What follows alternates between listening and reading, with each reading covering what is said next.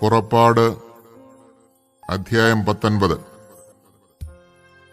ഈജിപ്തിൽ നിന്ന് പുറപ്പെട്ടതിന്റെ 3-ാം മാസം 1-ാം ദിവസം ഇസ്രായേൽക്കാർ സീനായ് മരുഭൂമിയിലെത്തി. അവർ റഫീദീമിൽ നിന്ന് പുറപ്പെട്ട് സീനായ് മരുഭൂമിയിൽ പ്രവേശിച്ച് മലയുടെ മുൻവശത്ത് പാളയമടിച്ചു. മോശ ദൈവസന്നിധിയിലേക്ക് കയറി ചെന്നു. കർത്താവ് മലയിൽ നിന്ന് അവനെ വിളിച്ച് ഇങ്ങനെ പറഞ്ഞു: യാക്കോബിന്റെ ഭവനത്തോട് നീ പറയുക, ഇസ്രായേലിനെ അറിയിക്കുക, ഈജിപ്തുകാരോട് ഞാൻ ചെയ്തത് എന്തെന്നും കഴുകന്മാരുടെ ചിറകുകളിൽ സംവഹിച്ച് ഞാൻ നിങ്ങളെ എങ്ങനെ എന്റെ അടുക്കലേക്ക് കൊണ്ടുവന്നുവെന്നും നിങ്ങൾ കണ്ടു കഴിഞ്ഞു. അതുകൊണ്ട് നിങ്ങൾ എന്റെ വാക്ക് കേൾക്കുകയും എന്റെ ഉടമ്പടി പാലിക്കുകയും ചെയ്താൽ നിങ്ങൾ എല്ലാ ജനങ്ങളിലും വെച്ച് എനിക്ക് ഏറ്റവും പ്രിയപ്പെട്ട എന്റെ സ്വന്തം ജനമായിരിക്കും. കാരണം ഭൂമി മുഴുവൻ എന്റേതാണ്. നിങ്ങൾ എനിക്ക് പുരോഹിത രാജ്യവും വിശുദ്ധജനവുമായിരിക്കും. ഇവയാണ് ഇസ്രായേൽക്കാരോട് നീ പറയേണ്ട വാക്കുകൾ. മോശ ചെന്ന് ജനത്തിലെ ശ്രേഷ്ഠന്മാരെ വിളിച്ച് കർത്താവ് കൽപ്പിച്ച കാര്യങ്ങളെല്ലാം അവരെ അറിയിച്ചു. ജനം ഏകസ്വരത്തിൽ പറഞ്ഞു: കർത്താവ് കൽപ്പിച്ചതെല്ലാം ഞങ്ങൾ ചെയ്തു കൊള്ളാം. ജനത്തിന്റെ മറുപടി മോശ കർത്താവിനെ അറിയിച്ചു. കർത്താവ് മോശയോട് പറഞ്ഞു: ഞാൻ നിന്നോട് സംസാരിക്കുമ്പോൾ ജനം കേൾക്കുന്നതിനും അവർ നിന്നെ എപ്പോഴും വിശ്വസിക്കുന്നതിനും വേണ്ടി ഇതാ ഞാനൊരു കനത്ത മേഘത്തിൽ നിന്റെ അടുക്കിലേക്ക് വരുന്നു. മോശ ജനത്തിന്റെ വാക്കുകൾ കർത്താവിനെ അറിയിച്ചു.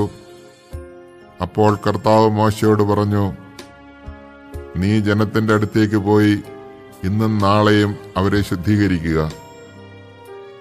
അവർ തങ്ങളുടെ വസ്ത്രങ്ങൾ അലക്കട്ടെ. 3-ാം ദിവസം അവർ തയ്യാറായിരിക്കണം. എന്തെന്നാൽ 3-ാം ദിവസം ജനം മുഴുവൻ കാണെ കർത്താവ് സീനായി മലയിൽ ഇറങ്ങിവരും. മലയ്ക്ക് ചുറ്റും ജനങ്ങൾക്ക് അതിർത്തി കൽപ്പിച്ചുകൊണ്ട് പറയണം: മലയിൽ കയറുകയോ അതിന്റെ അതിരിൽ തൊടുകയോ ചെയ്യാതിരിക്കാൻ ശ്രദ്ധിച്ചുകൊള്ളുവിൻ. മലയിൽ തൊടുന്നവൻ വധിക്കപ്പെടും. അവനെ ആരും സ്പർശിക്കരുത്.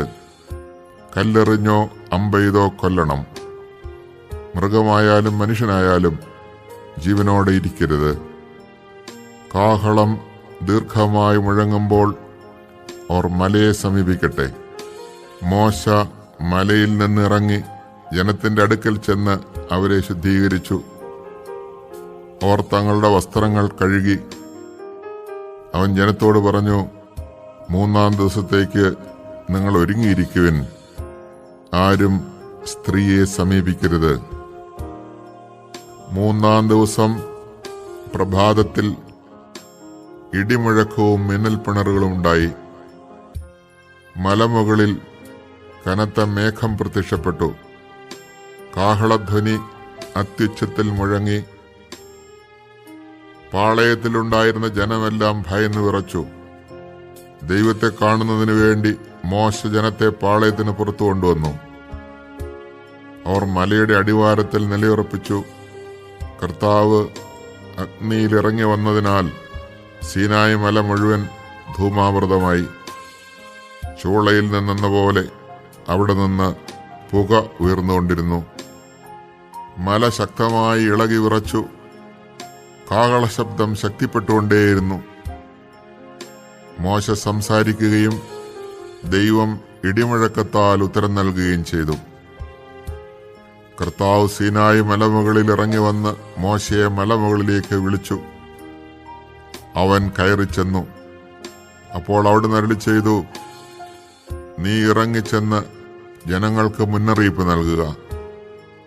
അല്ലെങ്കിൽ അവരിൽ അനേകം പേർ കർത്താവിനെ കാണുന്നതിന് അതിർത്തി ലംഘിച്ച് അടുത്തു വരികയും തൽഫലമായി മരിക്കുകയും ചെയ്യും. കർത്താവിനെ സമീപിക്കുന്ന പുരോഹിതന്മാരും തങ്ങളെ തന്നെ ശുദ്ധീകരിക്കട്ടെ. അല്ലെങ്കിൽ കർത്താവിന്റെ കോപം അവരുടെ മേൽ പതിക്കും. മോശ കർത്താവിനോട് പറഞ്ഞു, സീനായ് മലയിലേക്ക് കയറാൻ ജനങ്ങൾക്ക് കഴിയുകയില്ല. കാരണം ചുറ്റും അതിർത്തി നിർണയിച്ച് മലയെ വിശുദ്ധ സ്ഥലമായി പരിഗണിക്കാൻ അങ്ങ് തന്നെ ഞങ്ങളോട് കൽപ്പിച്ചിട്ടുണ്ടല്ലോ. അപ്പോൾ കർത്താവ് മോശയോട് കൽപ്പിച്ചു, നീ ഇറങ്ങിച്ചെന്ന് അഹ്റോനെയും കൂട്ടി കയറി വരിക. എന്നാൽ പുരോഹിതന്മാരും ജനങ്ങളും അതിർത്തി ലംഘിച്ച് കർത്താവിനെ സമീപിക്കാതിരിക്കട്ടെ. സമീപിച്ചാൽ കർത്താവിന്റെ കോപം അവരുടെ മേൽ പതിക്കും. മോശ ഇറങ്ങിച്ചെന്ന് ജനത്തോട് സംസാരിച്ചു.